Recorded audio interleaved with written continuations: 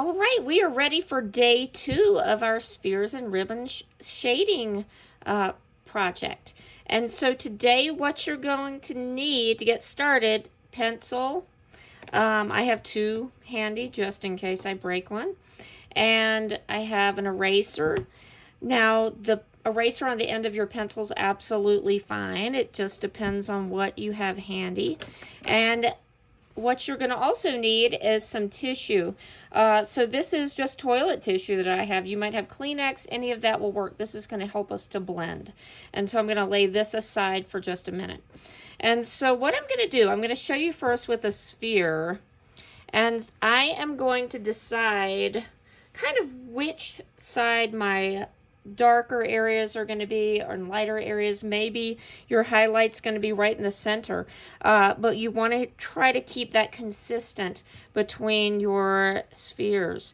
And so by consistent, I mean that your dark areas are basically in the same area for each one. That's going to make it look a little bit more realistic, like it's the highlights are coming from the same light source.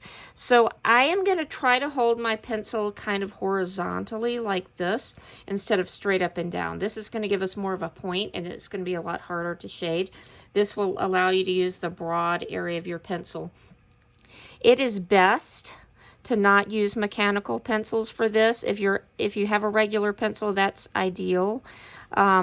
If all you have is a mechanical pencil, you'll just have to be a little more patient with your shading. So I'm just putting in some darker areas, and it's really important to remember we want to shade in the direction of our object. In this case, we have a circle that we're trying to give the illusion that it's a sphere. And as you can see, I'm turning my paper around as I go. I have a lot easier time doing this motion than kind of other directions, so you might find that a helpful hint. So shading, you have to be really patient. I actually really enjoy shading. I think it's just kind of calming and relaxing. And once you get good at shading, you can add a lot of realism to your drawings. So I'm going just around here. I think my highlight's going to maybe be over here. But that means I do want, let's see if you can see this. I think you can. I still want to get some darker shadowy areas near my edges. And what I'm trying to do, my goal is to really make that dark fade into the light, and you shouldn't really see the edge.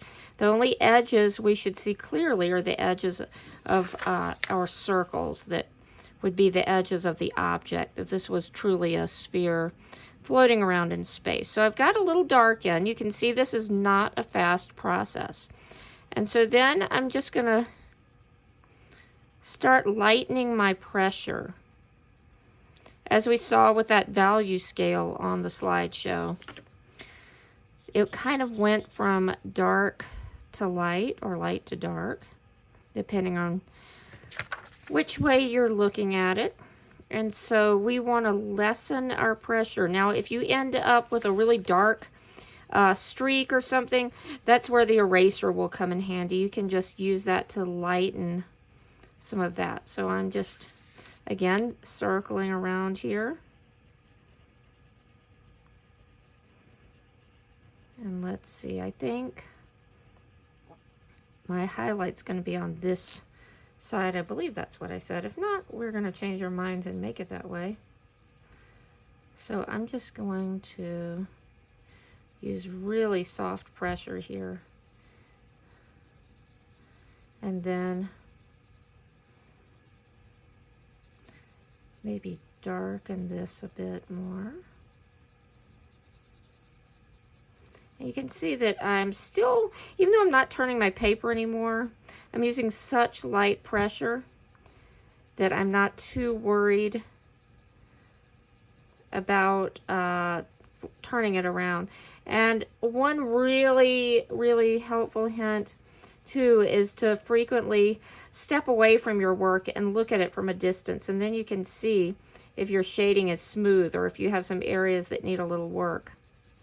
Again, this is a process that takes patience. So I don't expect you to knock it all out in one art class. That would be pretty tough to do and do a nice job. Okay, so at this point, what I'm going to do, here's kind of a fun part. I'm going to take some of this tissue that I have, and I'm taking my index finger, I'm going to wrap this up and hold on to the extra, and then I am just going to softly blend this. I don't want to just smear it all around and scrub it together. I want to keep my highlight in the center. So I'm really just carefully going in the direction of my sphere here and trying to soften my shading even more. Now, believe it or not, that was a little more quick and rushed than I normally would want to do. And you're going to probably see some smudges around, and we will clean that up when we're done with the drawing. It's a little bit hard to take care of that and then keep moving because your hands may smear a little bit more. Now, if it's really smeary and you want to clean it up a little bit more, you can just take your eraser or on the end of the pencil too, however you're using, and you can clean those edges up. And so we would continue to do that with our spheres. When it comes to shading the ribbons, we're looking for some highlights and shadows on those as well.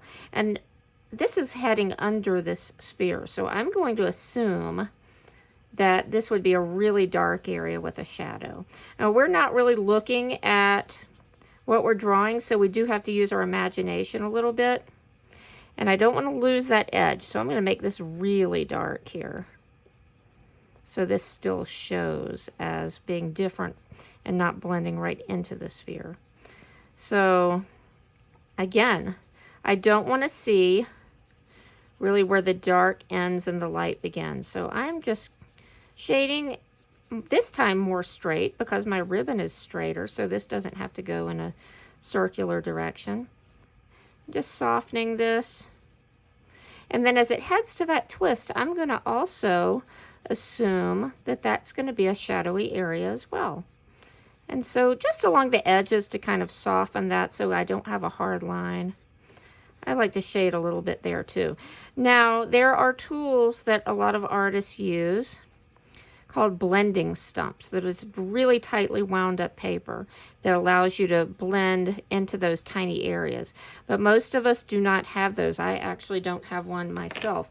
And so you can try to roll up your tissue or some paper really tightly to get into those areas and blend a little bit. Or you can just put your finger in there like we did the sphere, and you can use that. Especially some of you that have smaller hands. Since I'm an adult, my hands are probably a little bit bigger than yours. So you might have success just doing it the other way. But I'm just softening that. Now, what happens if I just smear it all together and I kind of lose my highlight? If you want to create that highlight back, again, use your eraser as a drawing tool, and you can lighten that up a little bit more if you want. And again, you can clean it up as you go, or you can wait till the very end. If you clean it up as you go, you might have to redo it a little bit as it smears. And so we would keep working our whole drawing that way. Here's a look at the completed drawing. This one has gotten a little smudged as I've been handling it, but you can see that I've tried really hard to keep this nice and soft. And I see kind of something that I'm not happy with here, because it looks like my highlights are kind of in different directions here. And so that's something that probably if I was doing this again, I would not do that. But you might notice that since we talked about that, so how that is. Also, you can see as the ribbon crosses the sphere, I added a little bit of shadowy area behind on the sphere too. So you can think about that, use your imagination as to where you want your highlights, your shadows, and have some fun and some relaxation time as you shade your drawing. I will see you soon.